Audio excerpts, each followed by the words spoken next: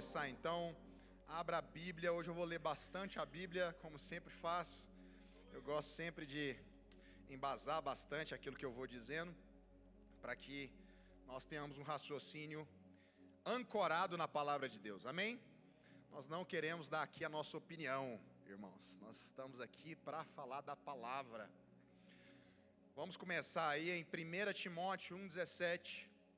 1 Timóteo 1,17, pode abrir esse, nem todos vai precisar abrir, mas eu peço que esse primeiro a gente abra, por gentileza.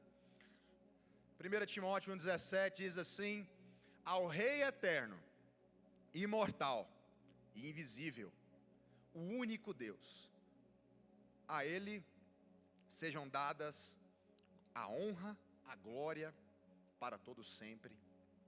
Amém. Pode colocar na versão RA, tá? ARA, versão revista e atualizada. Vamos ler de novo. Assim ao Rei eterno, imortal, invisível, Deus único, glória e honra pelos séculos dos séculos. Amém.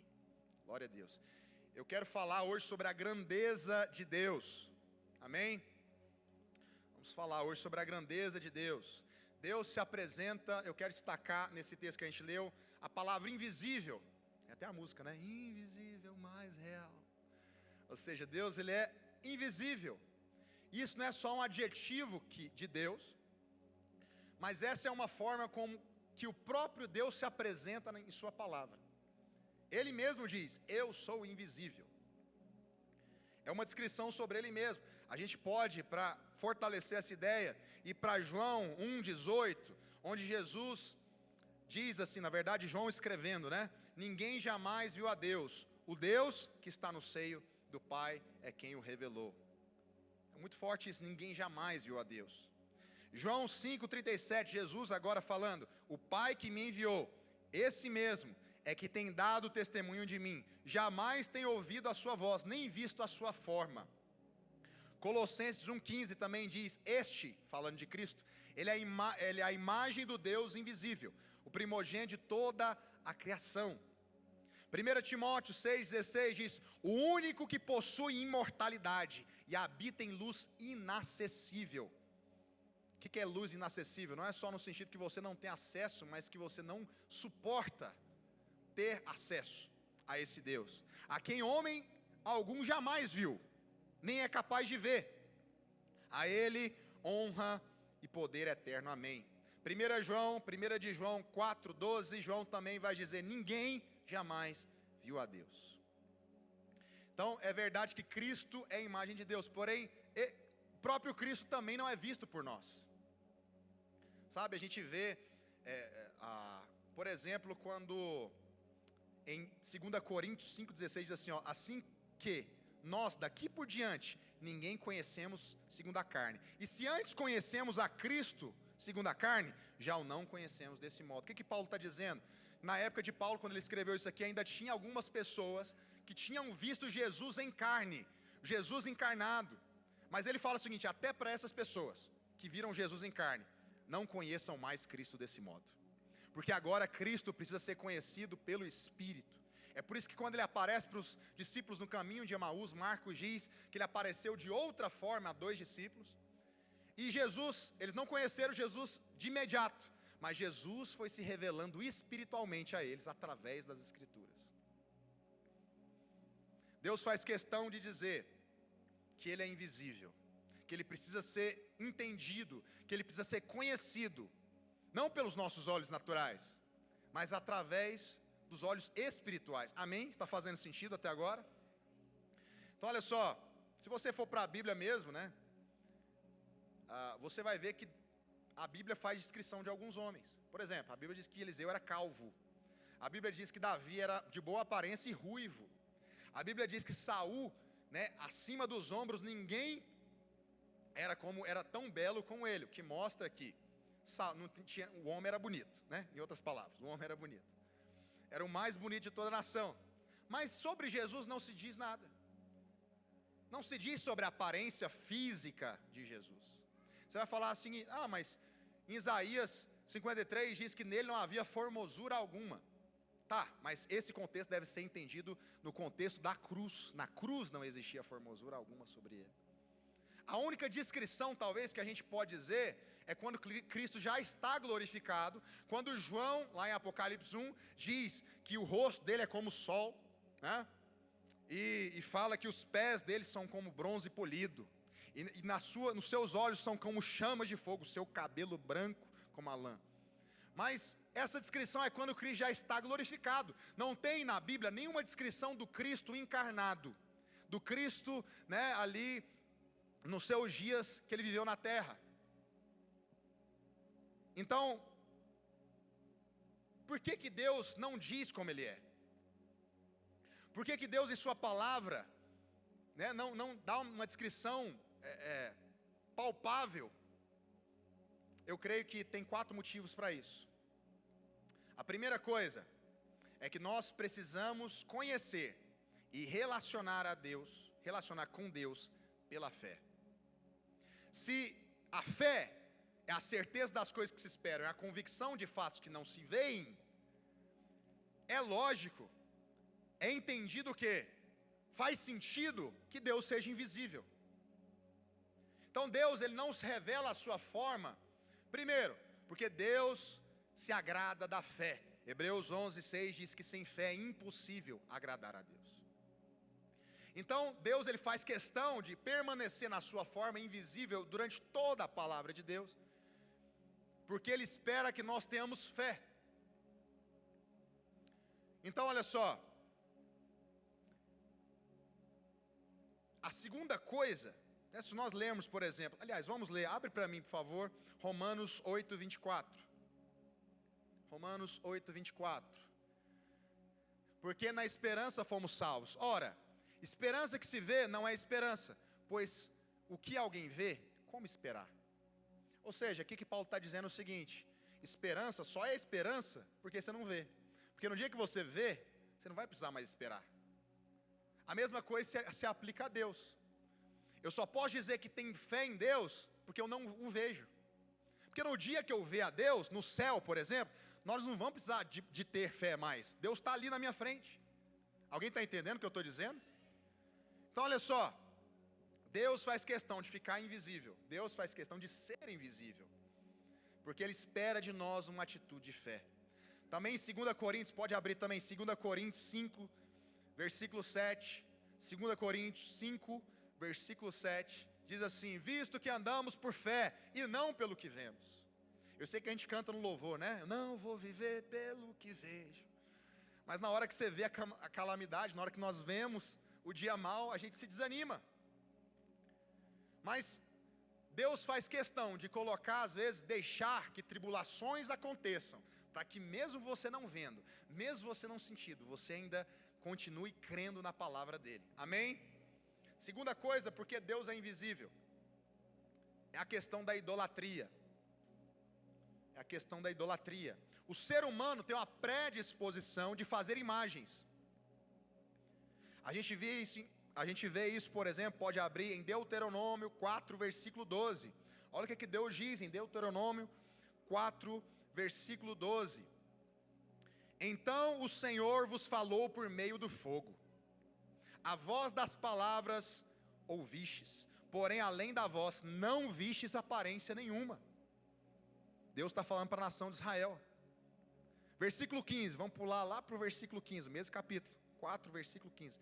Guardai, pois, cuidadosamente a vossa alma, pois aparência nenhuma vistes, mais uma vez, aparência nenhuma vistes, no dia em que o Senhor vosso Deus vos falou em Horebe no meio do fogo, para que não vos corrompais, versículo 16 agora, e vos façais alguma imagem esculpida na forma de ídolo, semelhante de homem ou mulher, semelhante a algum animal que há na terra, semelhante a algum volátil que voa pelos céus, semelhança de algum animal que rasteja sobre a terra, semelhança de algum peixe que há nas águas debaixo da terra. Deus faz questão de se manifestar, de se mostrar como invisível, para que não haja no nosso coração idolatria. Já viu que o ser humano, ele quer transformar tudo em imagem, né? A gente vê, por exemplo, fotos do Jesus louro, de olhos azuis. Peraí, Jesus muito provavelmente não era assim. Mas As pessoas criam imagens de Deus. Muita gente fala que adora Jesus, mas qual Jesus? Precisamos conhecer o Jesus da Bíblia. Não o Jesus das imagens, não o Jesus das fotos, das catedrais. Precisamos conhecer o Jesus que está escrito na palavra de Deus. Mas continuando aqui, vou ler mais um pouco ainda de Deuteronômio 4:23 agora. Pode deixar aí, 4:23, Deuteronômio 4:23.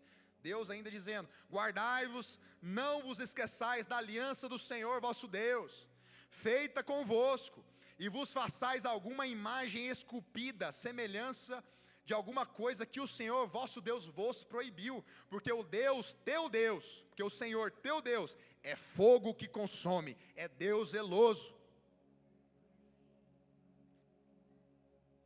Então, olha só, a questão da idolatria. Deus se apresenta como invisível, para que não tenha nenhuma imagem concorrente com Ele.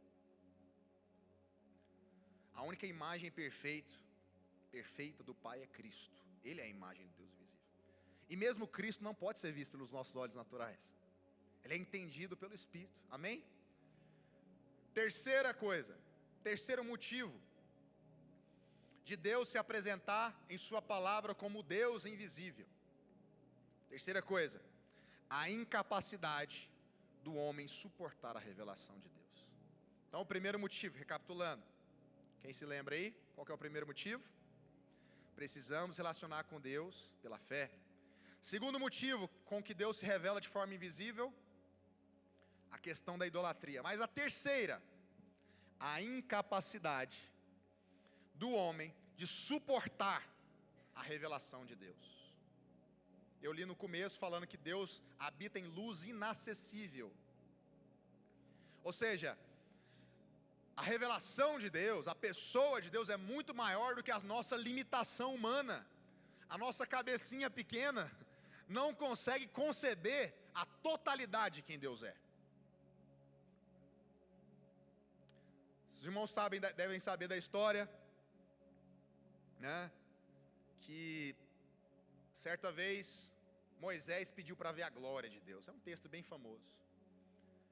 Senhor, mostra-me a sua glória. O que Deus falou para Moisés? Beleza, estou mostrando. Não, Deus falou em outras palavras assim: você não sabe o que você está pedindo.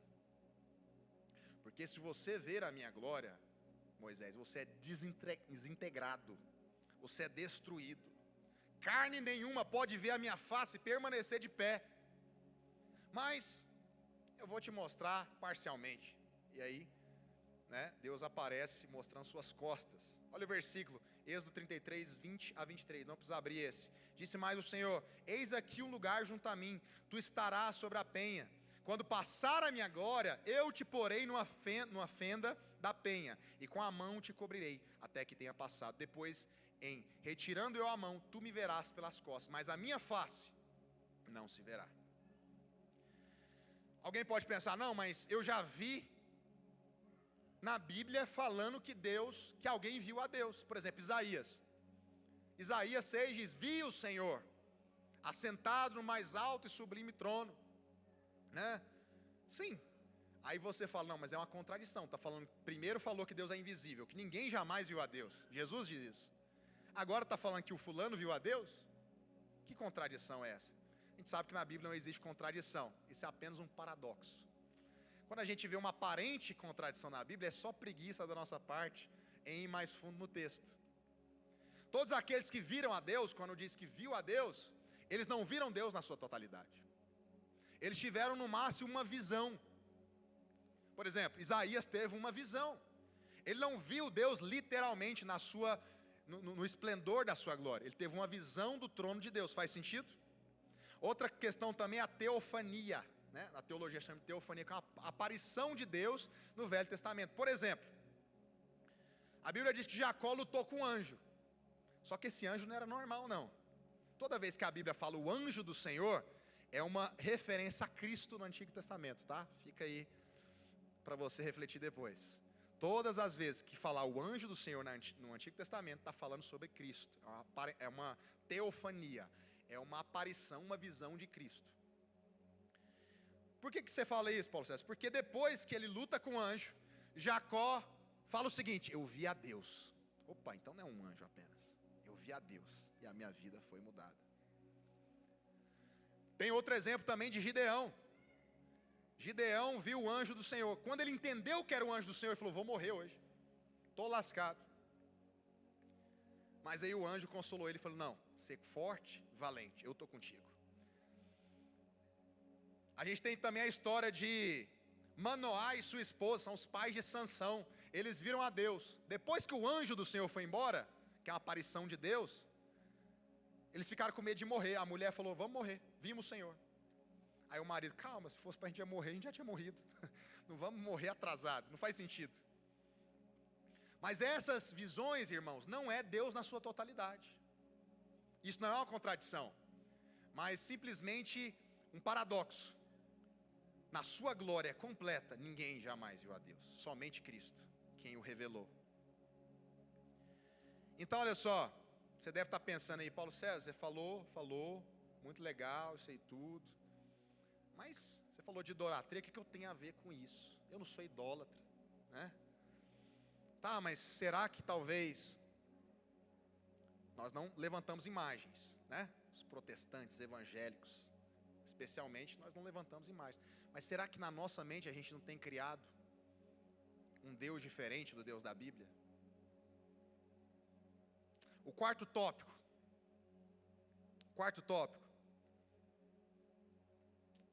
A quarta coisa que Deus se mostra como invisível, para que Deus não seja diminuído. Ah, mas Deus pode ser diminuído? Não. Mas quando eu falo para Deus não ser diminuído, é na nossa mente. Escuta aqui. Deus não queria apenas que o homem não fizesse imagens de outros deuses. Deus não queria que o homem fizesse imagem dele. Então ele falou o seguinte: povo de Israel: povo de Israel, vocês não vão fazer, não só fazer imagens de outros deuses. Não é para fazer imagem minha. Porque toda imagem de Deus limita a Deus. Toda imagem de Deus diminui a Deus, desonra a Deus. Vou dar um exemplo disso. Moisés, certa vez, antes dele pedir para ver a glória, ele sobe no monte. E aí o povo de Israel olhou: pô, já faz 40 dias que Moisés sumiu, Arão. Né, a gente vê uns capítulos antes que que Deus falou com o povo ficou assustado. Meu Deus, né? Nós não queremos isso não. Fala lá você, Moisés, e responde para nós o que ele falou. Só que aí Moisés sumiu. 40 dias o homem sumiu. O que eles pensaram na hora? Perdemos Deus. Porque se Moisés era a nossa conexão com Deus, e Moisés morreu, sei lá o que aconteceu com ele, perdemos Deus. Arão, e agora? Precisamos de alguma forma para nos conectar a Deus. O que o povo de Israel fez? Você sabe da história? Eles pediram para que fosse feito um bezerro de ouro. Só que, na hora do bezerro de ouro, eles falaram assim: ó, eis aqui os nossos deuses. A palavra deuses ali naquele contexto, não vou ler porque não dá tempo, é Elohim. Isso te lembra alguma coisa? Elohim é o nosso Deus, é o Deus criador, é o Deus de Israel. Na cabeça do povo, o Deus de Israel tinha o formato de um bezerro. Eu ficava indignado, né, tanto que Deus abençoou esse povo. Deus fez maná cair do céu, Deus abriu o mar vermelho, e mesmo assim esse povo vai idolatrar outro Deus. Mas não, na cabeça do povo de Israel era o mesmo Deus, não era outro. Quem está me acompanhando aí? Vocês estão muito quietos hoje, não sei se é porque está difícil assim, mas pode soltar uns amém, uns aleluia aí de vez em quando, tá? Então olha só, na cabeça do povo de Israel, eles estavam adorando o mesmo Deus de Moisés, o mesmo Deus que tirou eles do Egito, o Elohim. Só que Moisés desce. Quando Moisés desce, Moisés fica bravo, quebra as tábuas, né? E Deus julga aquele povo. Na verdade, antes disso, teve uma conversa entre Moisés e Deus, que Deus até falou o seguinte: não vou mais com esse povo, não quero saber mais desse povo. Aí Moisés intercede: Senhor, tem misericórdia, não te esqueça, né, que o Senhor tirou esse povo do Egito. As nações vão dizer o quê? O Senhor tirou e o Senhor não terminou de colocar eles na terra prometida. Tem misericórdia do teu povo, lembra da tua aliança. Deus age em misericórdia, fala: tá bom, Moisés, tá bom, eu vou continuar. Ou seja, Deus demonstrou uma reprovação ao povo, mas o povo, na cabecinha deles, eles estavam servindo o Deus de Israel. Eu volto aqui à minha pergunta: será que nós estamos realmente servindo o Deus da Bíblia? Ou será que servimos a um Deus que a gente inventou, que a gente acha que é? Tem muita gente aí fora falando que serve a Deus. Qual Deus? Qual Deus? Qual Deus? Irmãos, nós precisamos entender que nós não podemos colocar Deus numa caixinha. Sabe outra coisa que faz, né, a gente criar imagens de Deus na nossa cabeça? A religiosidade. Deus fez desse jeito, Ele não pode fazer do outro. Não, mas a vida inteira Deus fez assim, Ele não pode fazer daquele outro jeito. Quem diz que Ele não pode fazer do outro jeito? E a gente começa a colocar Deus numa caixinha e limitar a Deus. Sabia que até Moisés passou por isso? Até Moisés. Se você, talvez, aliás, antes de eu falar de Moisés, deixa eu só ler esse texto aqui. Pode ler, pode abrir aí, por favor. Êxodo 32, versículo 1 até o 5. Pode ir abrindo aí.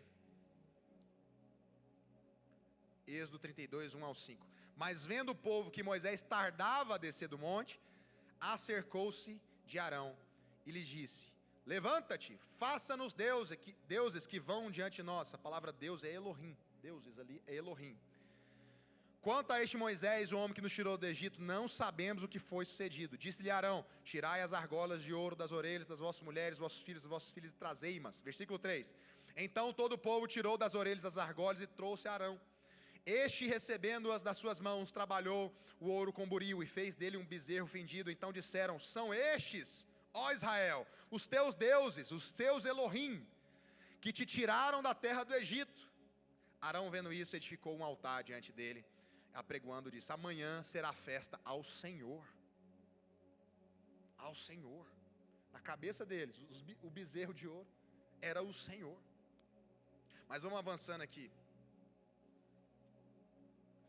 Ao tentar reproduzir uma imagem física de Deus, você está limitando e diminuindo. Não é que Deus tem problema de autoestima, irmãos, tá? Deus não tem problema.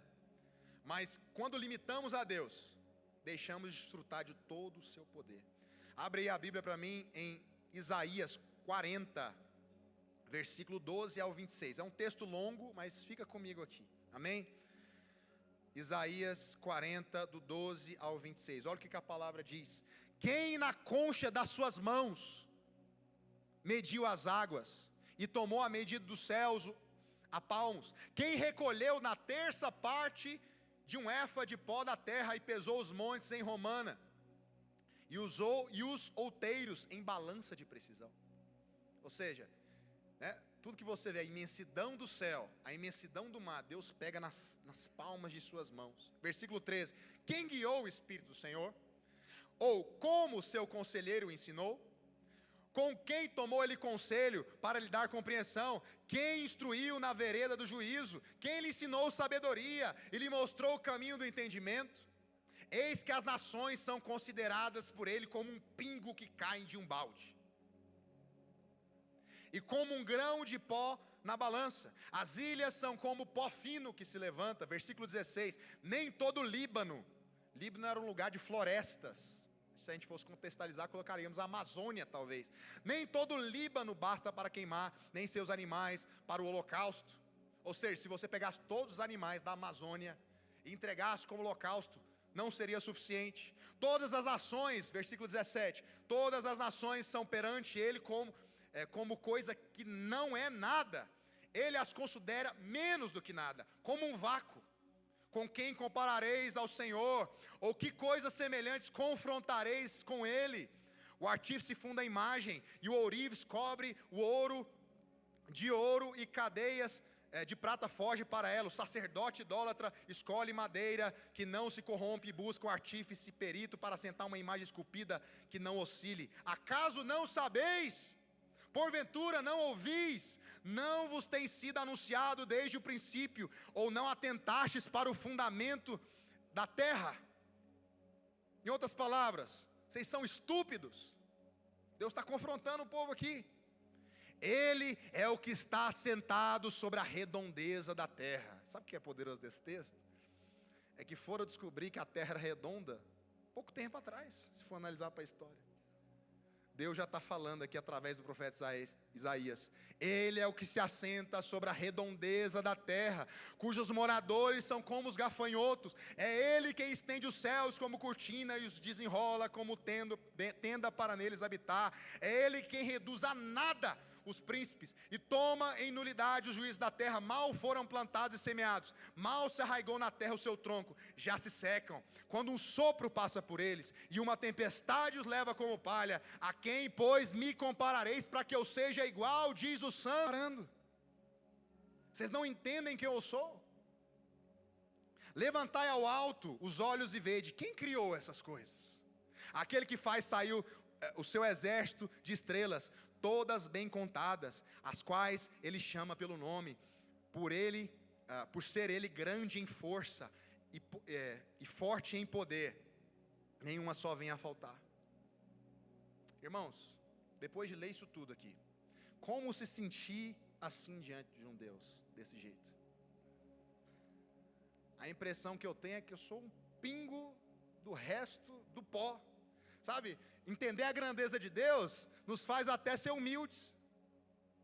Humildade não é pensar menos de si, porque se eu falo que eu sou humilde, eu já não sou mais. Tem uma irmã que chegou na igreja uma vez e falou assim: essa igreja aceita uma humilde serva do Senhor. Tem gente que você vai elogiar, ele, não sou isso não. Isso não é humildade. Humildade é entender a realidade. Qual que é a realidade? Quando você se compara com Deus, quem somos nós, irmãos? É como se diz, quem sou eu na fila do pão? Olha a grandiosidade desse Deus, olha o quanto Ele é poderoso. Lucas 1,37, só para ler alguns versículos, já vou depois para a nossa aplicação.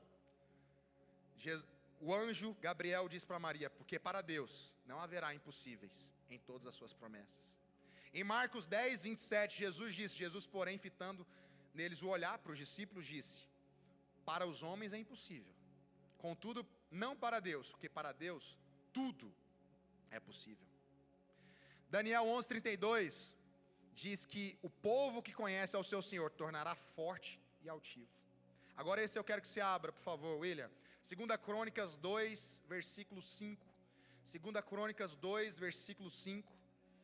Logo depois que Salomão construiu o primeiro templo, olha o que ele diz: a casa que edificarei há de ser grande, porque o nosso Deus é maior que todos os outros deuses. Ou seja, se tem templo para os outros deuses, o nosso vai ser o melhor, porque ele é digno, amém?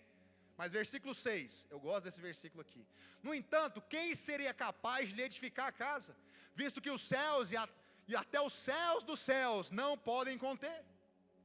Salomão está dizendo é o seguinte: nós vamos fazer essa casa, vamos dar o nosso melhor, mas vocês estão de brincadeira de falar que essa casa aqui vai caber Deus. Quem sou eu para lhe edificar a casa, senão para queimar incenso perante dele? Ou seja, essa casinha aqui que a gente construiu é só um lugar para a gente se conectar com ele, mas não é nada para aquele que habita os céus dos céus. Salmo 145, versículo 3, olha o que a palavra de Deus diz: grande é o Senhor, grande é o Senhor e muito digno. Grande é o Senhor e muito digno de ser louvado. A sua grandeza é insondável. Quer dizer, o que o salmista está dizendo aqui? O tanto que você pensar que ele é grande, não é suficiente para determinar a grandeza dele. O tanto que você achar que ele é grande, não chega nem perto de quem ele é, porque a sua grandeza é insondável. Não tem como sondar esse Deus. Gente, quem pode parar esse Deus? Eu estou citando vários versículos aqui para alimentar a tua fé. Na hora que você vai orar, é para esse Deus que você está orando. Na hora que você vai pedir, é para esse Deus que você está pedindo. Quem pode se comparar à sua grandeza? Isaías 46, versículos 5 ao 10. Vamos lá, abre também, pode abrir também.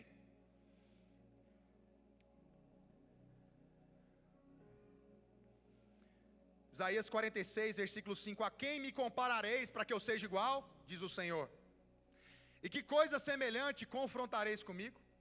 Os que gastam o ouro da bolsa e pesam a prata, as balanças, assalariam os ourives, para que façam Deus, e diante desse se prostram e se inclinam. Ou seja, que Deus está falando o seguinte: sabe esses ouro aí, essa prata que vocês estão usando para fazer outros deuses? Foi eu que criei. Sobre os ombros o tomam, levam-no e põem no seu lugar, e aí ele fica. Do seu lugar não se move, recorrem a ele, mas nenhuma resposta ele dá, e a ninguém livra da sua tribulação. Lembrai-vos disso e tendes ânimo. Tomai-o a sério, ó prevaricadores. Versículo 9, lembrai-vos das coisas passadas das antiguidades, que eu sou Deus e não há outro, eu sou Deus e não há outro semelhante a mim. Versículo 10, que desde o princípio anuncio o que há de acontecer desde a antiguidade, as coisas que ainda não sucederam. Que digo, o meu conselho permanecerá de pé, eu farei a minha vontade, nada pode frustrar o que Deus planejou. Talvez você está vendo sobre a sua vida, né? Mas isso não estava planejado. Na cabeça de Deus estava. Por mais que você não entende a tribulação que você talvez esteja passando, está tudo no controle de Deus.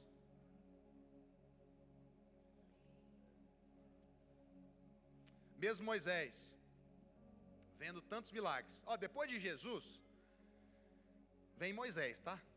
Que viu mais milagres na Bíblia. Que, né, foi usado para fazer milagres, inclusive. Sabe o que acontece? Deus abriu o mar vermelho, derramou-lhes 10 pragas no Egito, abriu o mar vermelho, fez, né, cair pão do céu. Aí olha que Moisés diz, abre em Números 11, 21. 11, 21. O povo estava reclamando com Moisés: Moisés, estamos cansados desse pão aí, todo dia é pão. Pensa como é que seria a sua dieta, né? Todo dia pão, pão, pão. O povo estava cansado. Mas em vez de clamar a Deus, não, eles estavam murmurando. Eu queria uma carninha, Moisés. E aí, olha só, e Deus falou: pode deixar que eu vou mandar a carne, e esse povo vai comer carne durante um mês, até sair pelo nariz. Tá na Bíblia, tá? Tá na Bíblia, depois você pode conferir. Esse povo vai comer tanta carne que eles vão ficar empanturrados. E Deus já estava meio sem paciência, vamos dizer assim, com o povo. Aí olha o que Moisés fala para Deus. Respondeu Moisés, versículo 21. 600 mil homens a pé, é este povo no meio do qual estou. E tu dissestes, dar-lhe-eis carne, e comerão um mês inteiro. Matar-se-ão para os rebanhos, para eles rebanhos e ovelhas e de gado que lhe bastem. Ou se ajuntarão todos eles, todos os peixes do mar para que lhes bastem. Gente, quando você vai fazer um churrasco para 600 pessoas, quem já fez aqui o churrasco para 600 pessoas? Ninguém. Mas é uma loucura. 600 homens, vamos colocar homem, tá? 600 homens morrendo de fome, não seria uma loucura? Agora imagina 600 mil homens, doido para comer uma picanha. Moisés olhou assim: isso é impossível. Deus, você está de brincadeira, né? Você quer dar carne para esse tanto de gente? Se fosse contar mulher e criança, daria 3 milhões de pessoas. Moisés falou o quê? Colocou Deus numa caixinha. Peraí, Deus, como assim? Você quer fazer um churrasco para 600 mil? Deus olha para Moisés: Moisés, você não entendeu. Olha o que Deus responde para Moisés. Versículo 23. Porém o Senhor respondeu a Moisés: ter-se-á encurtado a mão do Senhor? Agora mesmo verás e se cumprirá a minha palavra ou não. Até Moisés, que viu esse tanto de milagre, duvidou. Não, Deus, mas aí já é demais. Morto a quarto dia? Não, aí já é muito. Eu sei que o Senhor pode fazer cego ver, eu sei que o Senhor pode fazer paralítico andar, eu sei que surdos podem ver, mas morto a 4 dias cheirando mal, em decomposição? Não, já é demais. Não, 600 mil homens? Já é demais. Eu imagino Deus falando isso aqui para Moisés com muita paciência. Ô Moisés, por acaso a mão do Senhor se encolheu? Eu não sei pelo que você está passando na sua vida, mas é a mesma pergunta para nós aqui hoje. Seja o que for, o mais impossível que você acha, por acaso a mão do Senhor se acolheu para você? Será que Ele não é poderoso para fazer, não só isso que está falando, mas infinitamente mais, do que tudo que pedimos, ou pensamos, ou imaginamos? Amém? Irmãos, Deus não perdeu o controle da sua vida. Deus não perdeu o controle do Rio Grande do Sul. Deus não foi pego de surpresa. Por mais que você pode achar que a coisa está indo de mal a pior, Deus está no controle de tudo. E Ele é poderoso para fazer muito mais do que a gente pensa, muito mais do que a gente imagina. Ele é poderoso, irmãos. Ele é um Deus grande. Ele é um Deus sublime, Ele é soberano, Ele assenta no seu trono. Eu sei que tudo que eu estou falando aqui talvez você já sabe. Mas quem disse que a gente tem que falar só o que a gente já sabe? Eu vim aqui para te lembrar nessa manhã, para que a sua fé seja edificada. O nosso Deus é um Deus grande. Tem um irmão que, gritava todo o culto, em vez dele falar assim, glória a Deus, igual o Otávio, ele fala Jesus. Ele soltava uma frase diferente, falava, eita Deus grandão. Eita Deus grandão. Irmãos, é esse Deus que está com a mão estendida para nós. Esse é o nosso Deus, é esse Deus que é o teu Pai. É esse Deus que está no seu favor. Para a gente caminhar para o final, eu quero deixar algumas ações práticas aqui. Oséias 6,3 diz que nós precisamos conhecer e prosseguir em conhecer o Senhor. Não basta conhecer uma vez. Eu já sou convertido. Não. Prossiga em conhecer o Senhor. 1 Coríntios 15:34. Abre aí, por favor. 1 Coríntios 15:34. Olha o que diz. Tornai-vos a sobriedade. Paulo está dizendo, vocês estão bêbados. Vocês estão embriagados. Como é justo e não pequeis. Porque alguns ainda não têm conhecimento de Deus. Isso vos digo para vergonha vossa. Paulo está falando para crente. É possível que alguém seja convertido, confesse a Cristo e não tenha conhecimento de Deus. Precisamos avançar no conhecimento de Deus. Quantos querem aqui avançar no conhecimento do Senhor? Quantos querem conhecer a Deus? Porque para você ter essa fé e você ver o quão grande é o seu Deus, você precisa conhecê-lo. Primeira ação prática, precisamos voltar para a palavra de Deus. Precisamos nos voltar para a palavra escrita. Em João 5,39, Jesus falando para os fariseus, fala o seguinte, olha, vocês examinam as escrituras, tendo zelo de buscar a Deus, mas vocês não me conhecem, porque elas testificam de mim. É possível entender de teologia e não conhecer a Deus. O que Jesus está falando é o seguinte, vocês fariseus, vocês sabem muito de Bíblia, mas vocês não me conhecem. Vocês não conhecem o Deus que vocês estão olhando. Agora, por outro lado também, Deus se revela na sua palavra. Precisamos derrotar, irmãos, todas as mentiras do diabo que vem à nossa mente. Alguém fala, mas Deus foi injusto. Deus não é injusto. Hebreus 6:10 diz, o Senhor é justo. Deus não me protegeu. Romanos 8:31 diz, se Deus é por nós, quem será contra nós? Deus não foi fiel. Deuteronômio 7:9 fala que o Senhor é fiel e abençoa até a 3ª e 4ª geração. Deus não se importa comigo. Romanos 8:32 diz, aquele que não poupou o seu próprio filho, o mais precioso que ele tinha, antes por todos nós o entregou, não nos dará com ele graciosamente todas as coisas?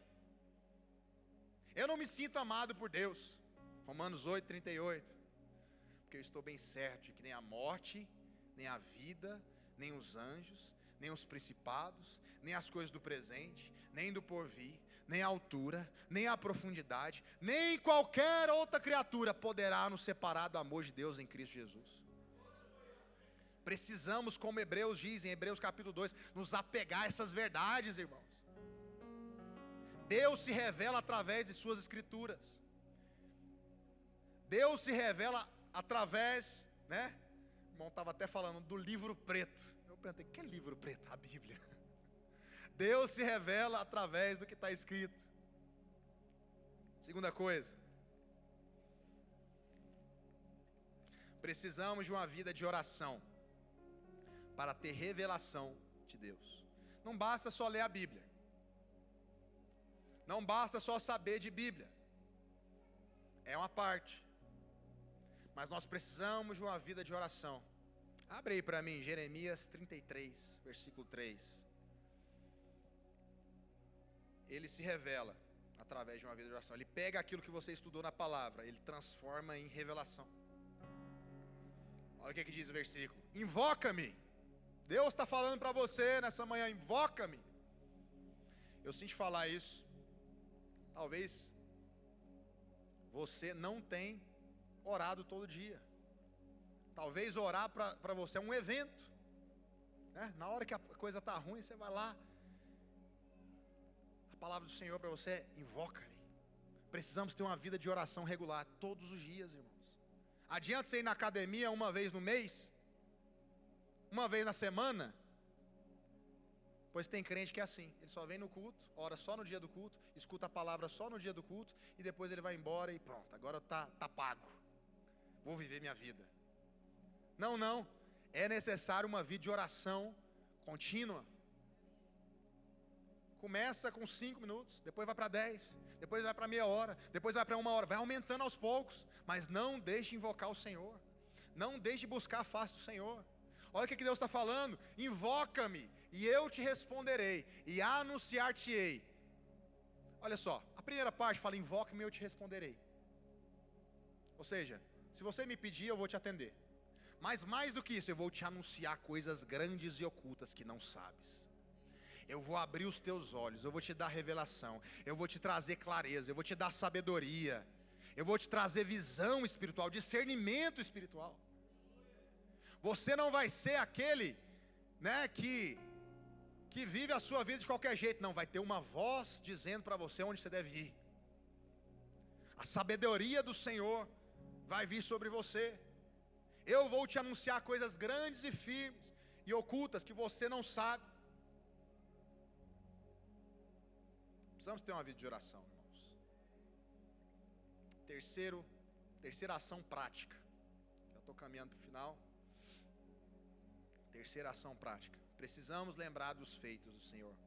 Abre para mim Salmo 77, 11, do 11 ao 14, por favor.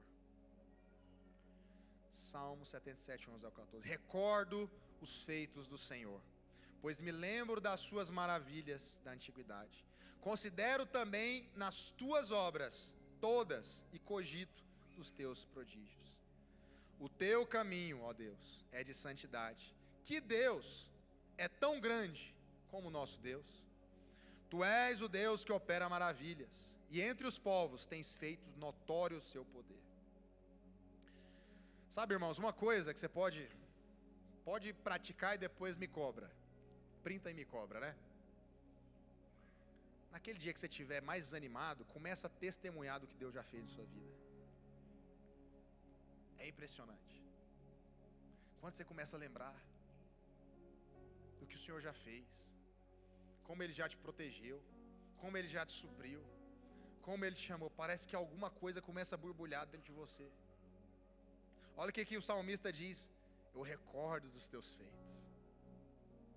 Eu recordo dos teus feitos. O problema do povo de Israel era esse. Eles queriam água, duvidavam que ia ter água. Mas Deus já fez um mar vermelho abrir, filho. Por que você está duvidando? Recorda dos feitos do Senhor. A gratidão, ela mata, ela destrói a murmuração. A gratidão nos traz alegria. Fica a tarefa de casa aí para você, tá? Começa a testemunhar. Todo dia arruma alguém e vai testemunhar do que Deus fez por você.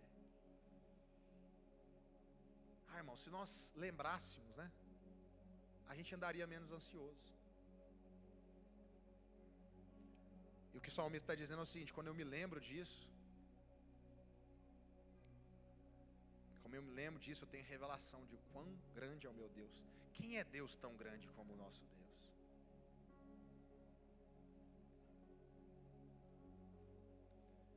Irmão, se Ele fez, Ele pode fazer de novo.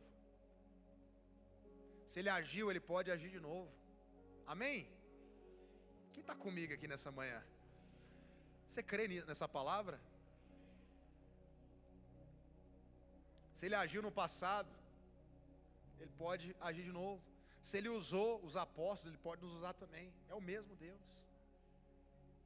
Se Ele fez através de grandes homens de Deus, Ele pode fazer através de sua vida também.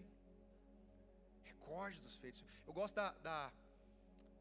da história, né, do rapazinho. Estava um grupo de uma escola lá na Inglaterra, visitando a Universidade de Oxford. Crianças ali, né, de 11, 12 anos. E eles foram no quarto de John Wesley. Quem não sabe, John Wesley foi o maior avivalista da Inglaterra. E daí, eles visitaram, viram lá a casa. De repente, viram que estava faltando um aluno. Não, está faltando alguém aqui. Foram ver. Esse aluno tinha de 11 para 12 anos de idade. Ele ajoelhado em cima das marcas, que tem até hoje, as marcas do joelho de John Wesley. E a oração dela era o seguinte: Senhor, faz de novo. Senhor, faz de novo. Senhor, faz de novo. O Senhor usou John Wesley. Faz de novo. Faz de novo. Salva. Vem com avivamento. Aí o tutor daquela turma olha para o rapazinho lá, para o menino, e fala o seguinte: Billy Graham, levanta. É hora de ir embora. Sabe o que Deus usou o Billy Graham? O maior evangelista de todos os tempos. Aquele que pregou para mais gente pessoalmente. Dizem que ele pregou para mais de 200 milhões de pessoas. A população do Brasil inteira, pessoalmente. Porque ele sabia que tinha um Deus que fez uma vez, ele podia fazer de novo. Irmão, se a gente tão somente fizer a mesma oração de Billy Graham: Senhor, o Senhor fez sobre Goiânia, faz de novo. Manifesta-te de novo, faz mais uma vez. Se a gente lembrar dos feitos do Senhor, do que Ele fez, a promessa dele é essa: eu derramarei chuva sobre o sedento. Ele é poderoso, Ele é grande. Sabe, 1 Coríntios 13:13 diz que um dia nós veremos como de fato Ele é. Hoje nós não vemos ainda, vemos como por espelho. Mas entre o dia de hoje e o dia que nós o veremos plenamente, né? Plenamente o verei, plenamente o conhecerei. É requerido de nós uma atitude de buscar a sua face. A última coisa, contemplação. Quarta ação prática, contemplar. Sabe uma coisa interessante? É que em Isaías 6, Isaías diz, não vou abrir, mas Isaías diz: viu o Senhor sentado no mais alto e sublime trono, e a orla das suas vestes enchia um templo, e eu via, alguns serafins. Eles tinham asas nos pés, com duas eles voavam e duas cobriam os seus rostos. E eles cantavam: Santo, Santo é o Deus Todo-Poderoso, e toda a terra está cheia da sua glória. Para você ver que a glória de Deus é algo tão forte que até os serafins tinham duas asas para cobrir o seu rosto. 800 anos se passaram da visão de Isaías. Agora João tem a mesma visão. Ele chama os serafins de seres viventes. E ele diz que eles permanecem na mesma posição, noite e dia, sem descanso. O que eles estão fazendo? Olhando para o trono e falando: nossa, que palavra, né? Nossa, que revelação, nossa, que música, que louvor. Não, eles estão vendo a face do Senhor Todo-Poderoso. Se você passasse, sei lá, 8 horas falando santo, santo, santo, santo, santo, muito provavelmente você cansaria, né? Mas deixa eu te falar algo, eles não estão lá em penitência, eles não estão de castigo. Eles estão cantando santo, e cada vez que eles falam santo, a revelação de quem Deus é aumenta. Santo, santo, santo, Deus Todo-Poderoso, que era, que é e que há de vir. Precisamos contemplar a glória de Deus. Sabe o que é contemplar, gente? Sendo bem prático, sabe quando você sente aquele fogo no seu coração? Sabe quando você sente aquela presença? Você precisa dar tempo para isso. Contemple o Senhor. Nós não vemos como os 4 seres viventes veem, mas nós vemos como por espelho. Eu gosto de um versículo que tem queimado no meu coração. Pode abrir, Salmo 27, 4. Só falando sobre os 4 seres viventes. Eles passaram 800 anos falando santo, santo, santo, contemplando o Senhor. E é provável que eles ainda estejam fazendo isso. A contemplação de quem Deus é. Vou terminar com Salmos 27, versículo 4. Davi diz: uma coisa peço ao Senhor e a buscarei, que eu possa morar na casa do Senhor todos os dias da minha vida e contemplar a beleza do Senhor e meditar no seu templo. Em outras palavras, o que Davi está falando é o seguinte: eu quero habitar na sua casa, Deus, para eu babar contemplando a sua glória, contemplando os seus atributos, contemplando na sua beleza, contemplando em quem tu és, contemplando na sua grandeza. Como o próprio salmista diz em outro salmo: como que eu posso perscrutar tudo de Deus? É maravilhoso demais para mim. Irmãos, eu quero te chamar para contemplação. Vamos contemplar? Vamos contemplar quem Deus é. Vamos parar para admirar. Sabe quando um casalzinho está apaixonado? Sabe esse negócio? Fica olhando assim, sem falar nada. Agora imagina Deus, o mais belo, o mais alto, o mais sublime. Davi está falando o seguinte: eu quero parar para babar na presença de Deus. Eu quero contemplar o quanto Ele é lindo. Eu quero contemplar o quanto Ele é grande. Vamos ficar de pé.